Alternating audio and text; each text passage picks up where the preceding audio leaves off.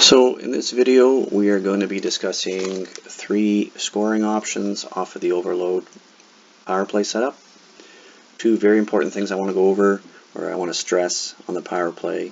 The first is to have patience. We don't want to rush things. We want to make sure we're completing high percentage passes and we're taking advantage of high percentage scoring chances. That being said, we want to move the puck around the perimeter. We don't want to try saucing it over 2 penalty killers to our D. We want to keep the puck to the outside, okay, and we want to have good puck movement as well. Tape-to-tape passes are essential here on the power play. So patience and puck, I'm going to say perfect puck movement, because again we shouldn't be passing in each other's skates or to each other's backhands. We want to be passing tape to tape here, because those are essential keys to exposing the penalty killers and creating a high percentage scoring chance. Alright, so the first option is called a give and go option. I'll play it out for you and then we'll go over some of the details here.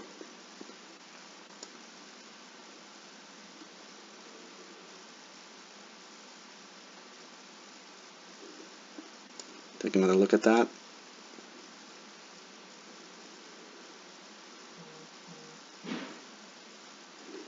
Give you a couple 3D looks.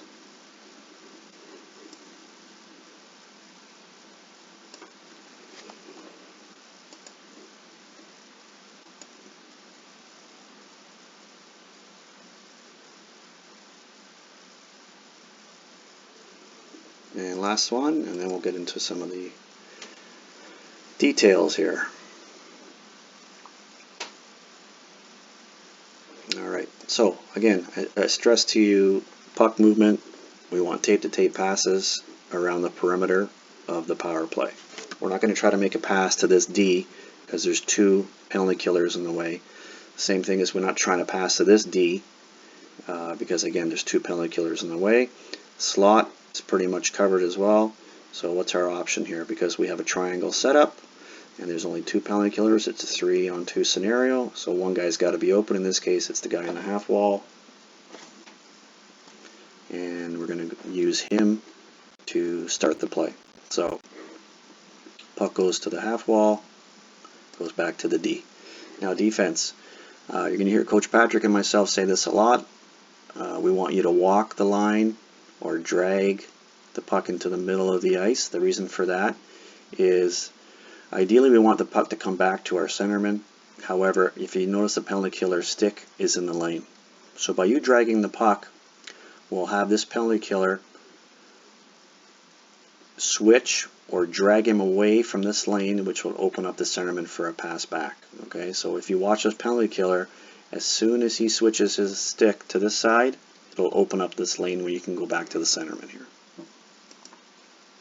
There. Switches the stick, we go back to the centerman. Centerman has the puck. Now what do we have here? We have a 2-1-2-on-1 scenario. So ideally the centerman or the guy at the board, the support player on the half wall, creates this play by moving his feet. So he identifies he has an option here. What does he do? He passes down low, makes his way to the net, which freezes this defender. This guy has no choice but to stay in front of the net because he's trying to cover this guy. And we have a perfect give and go, high scoring percentage option here.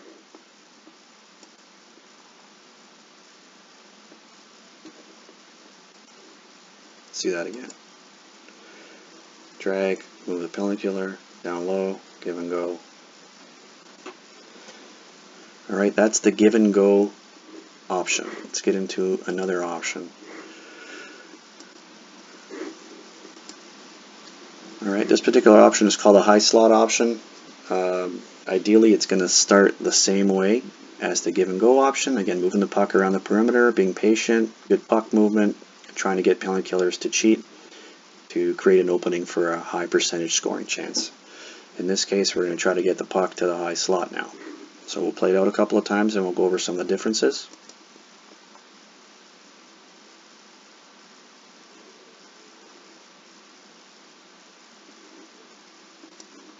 For you again.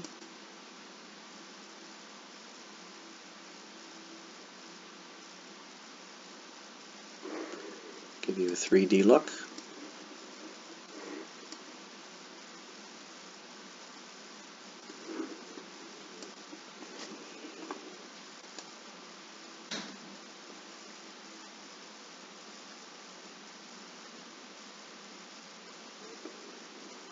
Okay, so again, starts the same. It virtually looks the same. We get the puck to our centerman, who then goes to our D. D starts the walk to try to get the penalty killer to move his stick to the inside, which would open up that lane back to the centerman. Alright, centerman grabs the puck. Now, in the give and go option, centerman gives it down low and he starts to move. Right? In this particular option, centerman gives the puck down low. This particular player is going to make a run to the net, okay, which will draw this defender out because he has no choice but to try to defend him. Instead, he doesn't want to give him a free access to the net, so he's going to try to defend him, which would open up our high slot guy. And this particular player will try to hit the high slot for a shot, one-timer preferably, again, which creates a high scoring chance. So here we go, down low. This guy starts to move. Defenseman comes in, opens up the slot, and we have a goal. Play that for you again.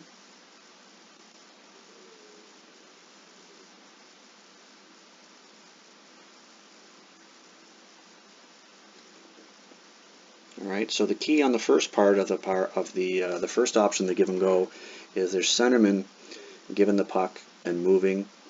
The key point here on the second option of exposing the high slot is soon that puck gets low, this particular player, skates towards the net, which would pull this defender away from the slot, which is what we want, okay? Because this guy's too slow to react, this guy's too slow to react, this guy should be wide open. I'm going to give you one more look at it and move on to the next one here.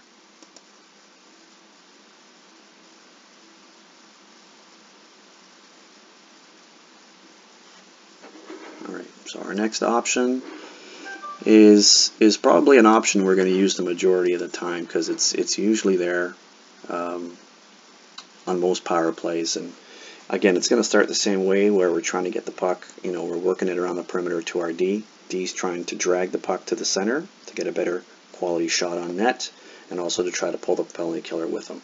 Now, in the event the penalty killer, is used to, maybe they get a couple of looks at our power play and they know we like to go back at the centerman all the time. So what is their coach makes an adjustment by telling this guy, listen, if the D starts to walk, try to keep your stick in that lane. So D, it's your job to recognize that, and if the shot's there, you always should take it. Okay, so in the event the penalty killer does not come along with you and gives you a nice lane to the net, is where we want you to shoot that puck. So again, we'll play it out a couple of times and then we'll go over some of the differences here.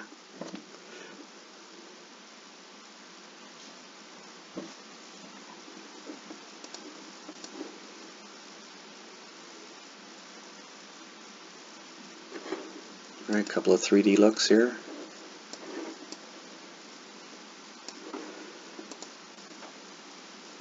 Center, back to the D. D walks, guy doesn't come, and shot on net. So what's happening here? Again, power play starts the same. Get the puck down low, get it to the centerman, centerman gets it to the D. D starts to walk, okay, he tries to drag this guy with him. This guy doesn't come because he thinks he's going to go back to this guy. The defense, instead of stopping, you're going to drag it as far as you can to try to pull this guy away. Again, if he does not come and you have a shot on net, we want you to take that shot on net. Alright, so we're dragging.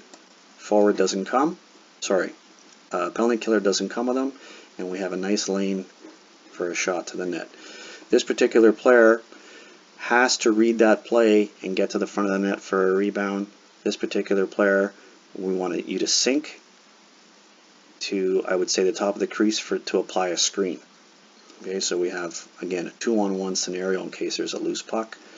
The defenseman here, ideally we want a low shot for a rebound or a tip in, We don't want to be shooting over the net. We don't want to be shooting in the goalie's glove. We want to try to create a rebound, or obviously, you know, a direct goal. So here we go. I'll show that to you one more time. Nice low shot. And one last time. Again, this option we'll probably see most of the time. And again, if the penalty killers do not adjust and you have an open lane for a shot, defense, please take the shot.